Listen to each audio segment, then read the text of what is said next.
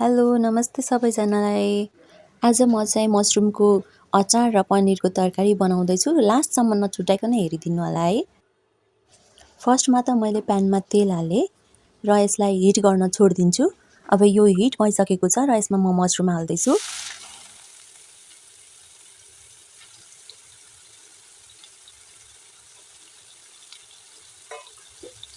अब यसलाई मजाले चलाउने र यसलाई चाहिँ ब्राउन कलरको बनाउनुपर्छ।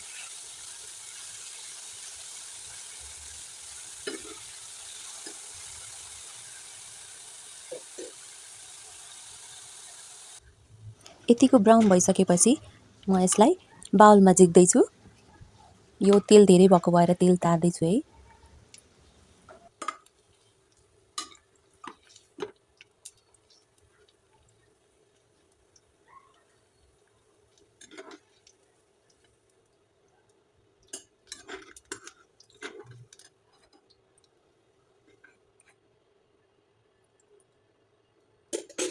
मैले मसरुमलाई बाउलमा झिकिसकेँ र अब यो फेरि यही प्यानमा अलिकति तेल थपेर म पनिरलाई पनि फ्राई गर्छु।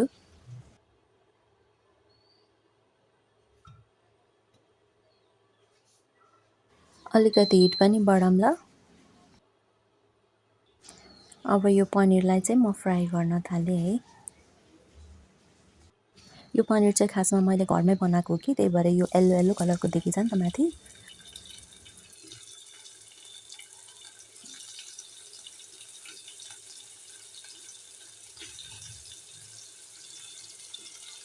मैले पनिर हालिसकेँ र यसलाई चाहिँ अब म बिस्तारै चलाउँछु, नभए यो फुट्छ। यो घरमा बनाएको यस्तै हुन्छ कि के हो त्यो म पनि बुझ्नै सकेको छुइनँ। अब यसलाई म एकछिन ब्राउन हुन छोडिदिन्छु। अलिअलि ब्राउन त भयो, यस्तो टाँसिएको छ कि मलाई निकाल्न यति गाह्रो भइरहेको छ, तर पनि म बिस्तारै गर्दै निकालिरहेको छु। मलाई चाहिँ कस्तो गाह्रो भयो कि त्यही भएर मैले यो भिडियो पनि नगरिकन निकालिहालेँ यतिको ब्राउनमा। र यही प्यानमा चाहिँ म फेरि त्यही पनिरलाई नै आलुहरू फ्राई गरेर बनाउन थालिरहेको छु है। यसमा अलिकति तेल हालिदिएँ र यो हिट अलिकति बढाएर चाहिँ तेल तताएर जिरा अनि मेथी फुराइदिएँ।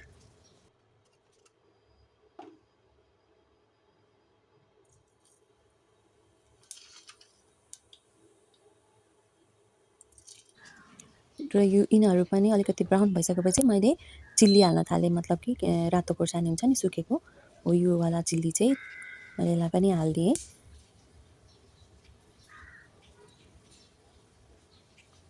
अब यसलाई चाहिँ मजाले यसलाई पनि फ्राई नै गर्ने भन्ने हो क्या अरे होइन, फ्राई नै गर्छु र त्यसपछि म प्याज हाल्छु।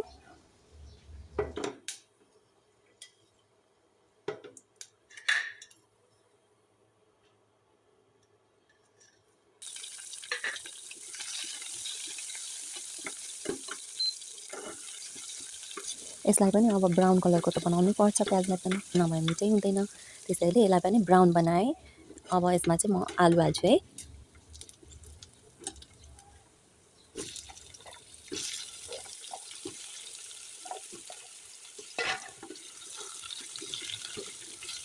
अब यो आलु सँगसँगै म यसमा अलिकति मटरको दाना हुन्छ नि हरियोवाला, हो त्यो मटरको दाना पनि हाल्दैछु।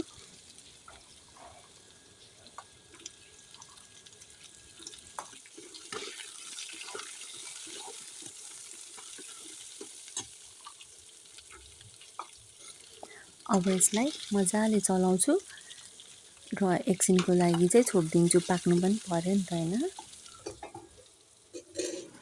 अब यो कतिको पाकेछ भनेर म हेर्दैछु ल। अनि यसमा चाहिँ म नुन र बेसार हाल्छु।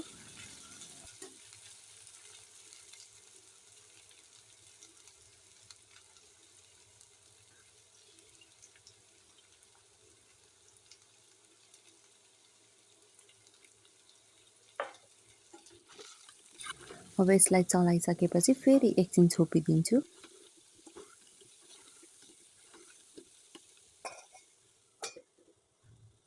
अब यो पाक्दै गर्छ र म चाहिँ टमाटर पोल्नमा जान्छु। टमाटरलाई चाहिँ मैले त्यो के भन्छ झिर कि के भन्छ त्यसमा चाहिँ मैले सिउरेर अनि म ग्यासमा पोल्दैछु है।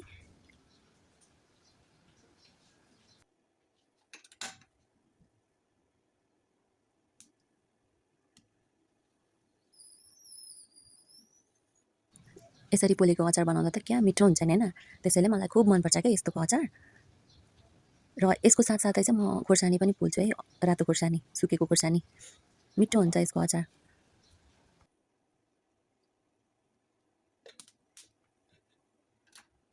अब यताको तरकारी पनि हेरौँ है कस्तो भयो, कतिको पाक्यो।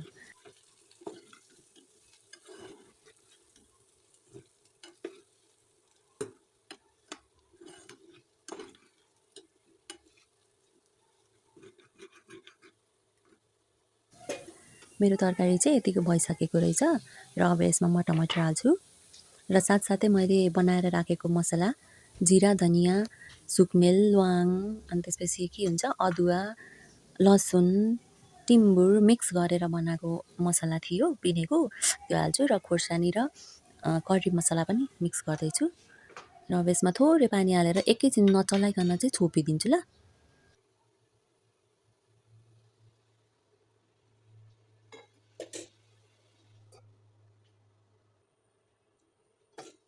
फेरि यो 2-3 मिनेटपछि हेर्दा चाहिँ यतिको हुन्छ। अनि यसलाई चाहिँ टमाटरलाई म्यास गरिदिने, मसलाहरू पनि मिक्स गर्ने र तरकारी सबै चलाइदिने। अनि फेरि अलि पानी हालेर चाहिँ यसलाई एकैछिनको लागि छोपेर राखिदिनु ल 3-4 मिनटको लागि।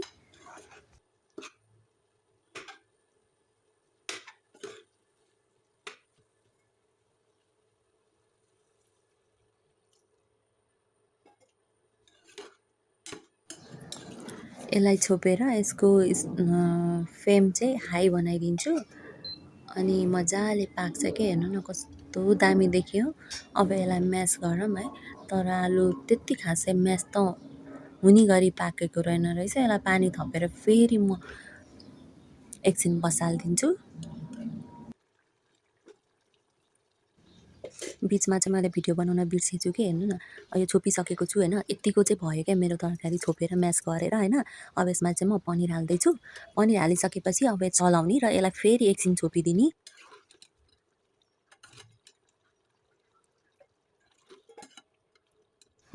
यसमा फेरि अलिकति पानी थपेर एकछिनको लागि फेरि छोपिदिनु पर्यो। अब पनिरमा पनि मसला पस्नु पर्यो नि त होइन। यसलाई छोपेर म मसरुमको तर्फ लाग्छु है। कस्तो भिडियो बनाउँदाखेरि के मेरो स्ट्यान्ड अलिकति ब्यालेन्स भइरहेको थिएन, त्यही भएर हल्लिरहेको छ कि। अब म चाहिँ मसरुममा अघि पोलेको टमाटर पिल गर्दैछु टमाटर हाल्नलाई। मेरो क्यामेरै लड्छ क्या यहाँ हेर्नु न। तरकारी चाहिँ यतिको भयो है। मैले धनियाँ पनि हालेँ, अघि क्यामेरा लडेको भएर मैले भिडियो बनाउनै बिर्सेछु कि। अब चाहिँ टमाटर पनि मैले पिल गरेर हालिदिइसकेँ। अनि अब चिल्ली पनि हालेँ है।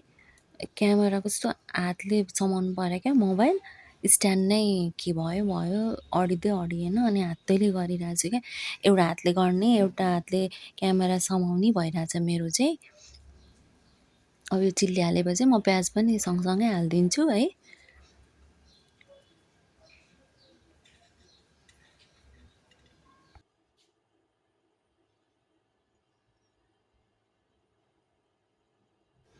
प्याजपछि मैले धनियाँ पनि हालेँ। अब धनियाँपछि मैले कागतीको रस हाल्दैछु।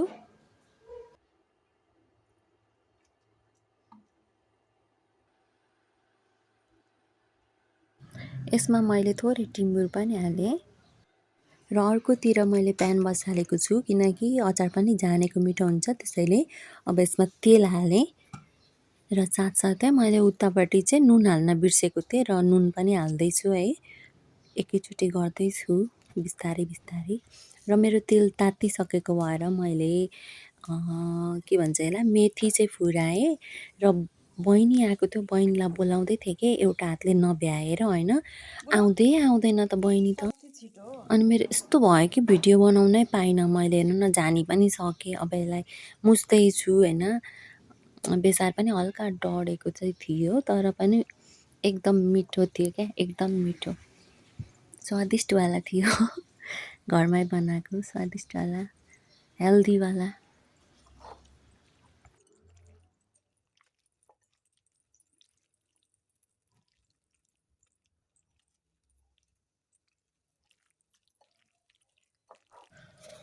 मलाई यति खान मन लागिसकेको थियो है, यति भोक पनि लागिरहेको थियो। अब फेरि एउटा हातले भिडियो बनाऊ, एउटा हातले काम गर भन्दा त मलाई त कस्तो रिस पनि उठिरहेको थियो, भोक पनि लागिरहेको थियो। अनि त्यसपछि हामी यो खानेकुरा के बनायो भने हामी चाहिँ चुलोमा चढाउने गर्छौँ। हजुरहरूले पनि चढाउनुहुन्छ होला है। यो चाहिँ मेरो रेडी भइसक्यो। अब म बटुकामा चढाउँछु ल। तरकारी पनि चढाउँछु र मसरुम पनि, अचार पनि चढाएँ मैले। राम्रोसँग भिडियो हेरिदिनु भयो, त्यसको लागि धेरै धेरै धन्यवाद। अरू पनि भिडियो ल्याउँछु र हजुरहरूले यस्तै गरी माया गरिदिनु होला है। Thank you so much.